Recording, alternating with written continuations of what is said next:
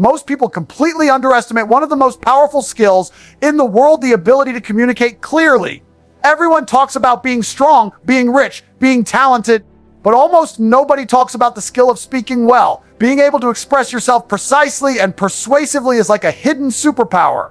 It's the reason I've never felt compelled to learn a second language. People ask why I don't learn Romanian. My answer, I don't even fully know English yet. When I've mastered every nuance of English, the language that actually makes me money, then I'll think about another language. And here's the truth. It's not just about practice. Lots of people practice and never improve because they're not doing the second step, feedback. Without feedback, you're just reinforcing bad habits. That's why after a podcast, I'll watch the recording multiple times to see exactly where I stuttered, repeated myself, or missed an opportunity to use a sharper word. Next time, I'll be better. That same approach works for everything in life. Practice builds habits, but if the habits are wrong, you're going to cement mistakes. This is true in fighting, too. If you let a student start with bad form, it's far harder to correct later.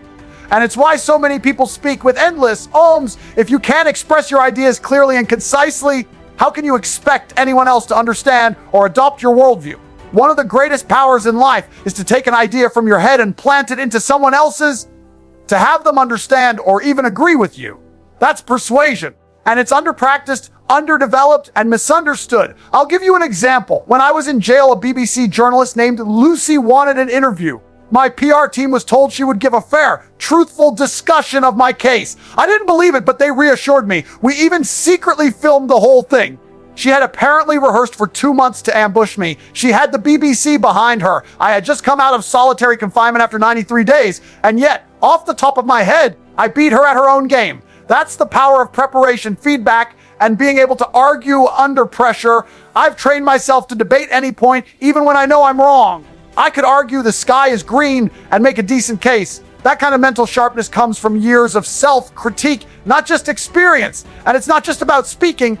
The real lesson is self-analysis. Most people don't look back at what they've done to see what went wrong or even what went right. Some people will only do this after a failure.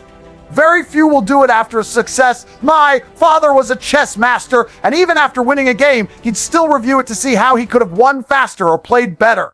That's the mindset of a professional. I'd estimate 75% of people never self-analyze. They blame others. They blame the economy, their boss, the system, the government, COVID, anything but themselves. But if you always blame external forces, you have no control. If you blame yourself, you can influence the outcome. That's real power.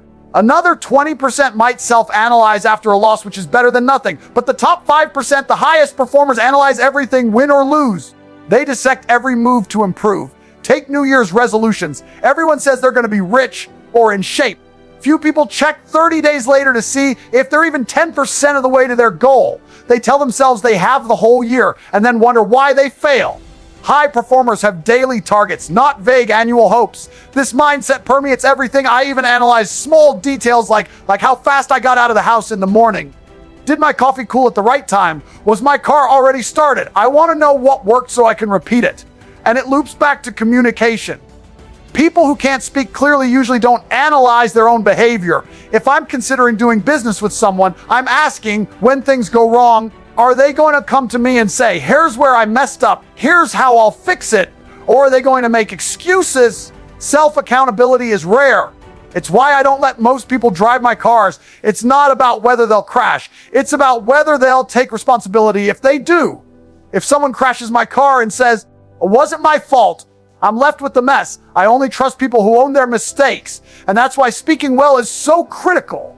If you can't convey your thoughts, if you can't argue your point, if you can't take feedback, you're handicapping yourself. Wealth, fitness, intelligence, none of it matters if you can't communicate or self-analyze. The best thing about money isn't the jets or the supercars.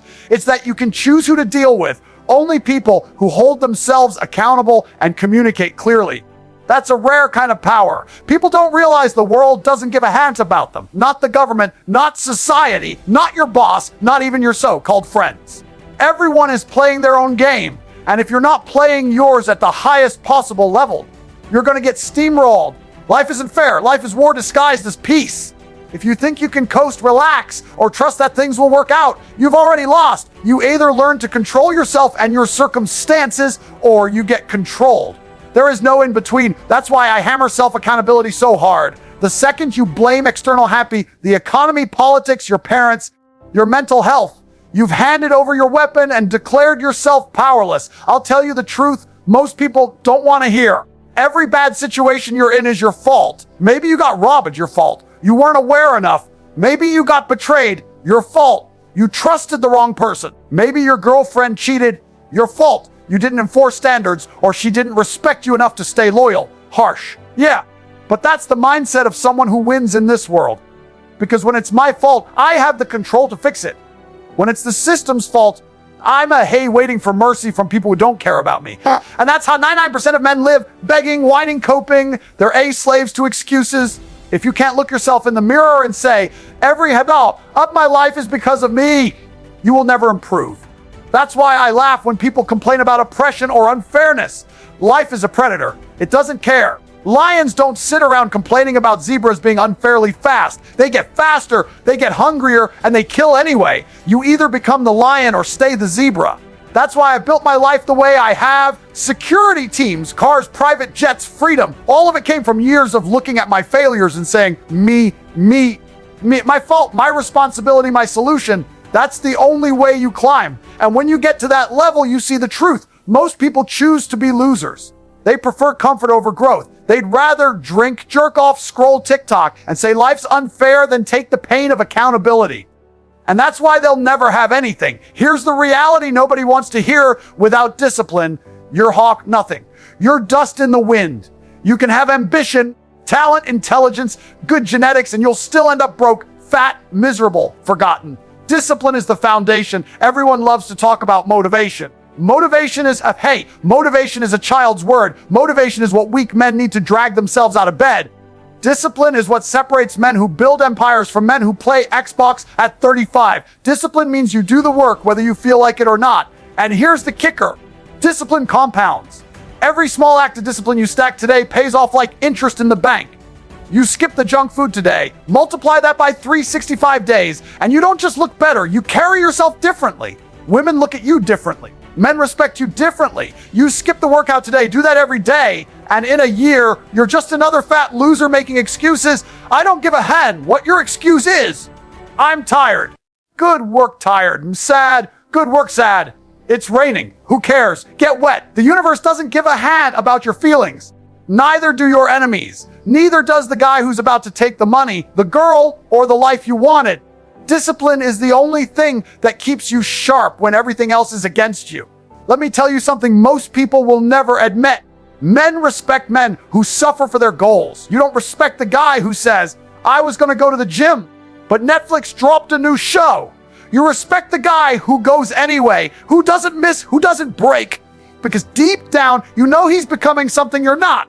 And the dangerous part, once you master discipline in one area, it bleeds into everything. A man who's disciplined in the gym starts becoming disciplined with money, with women, with business, with time. Suddenly, he's 10 steps ahead of everyone else who's still whining about how hard it is. The truth is, most men are terrified of discipline because it exposes them. It shows them they're weak. They'd rather pretend they don't care about success than admit they don't have the spine to earn it. They'd rather say money doesn't buy happiness than face the fact that their laziness is why they're broke. I'll tell you what discipline really is.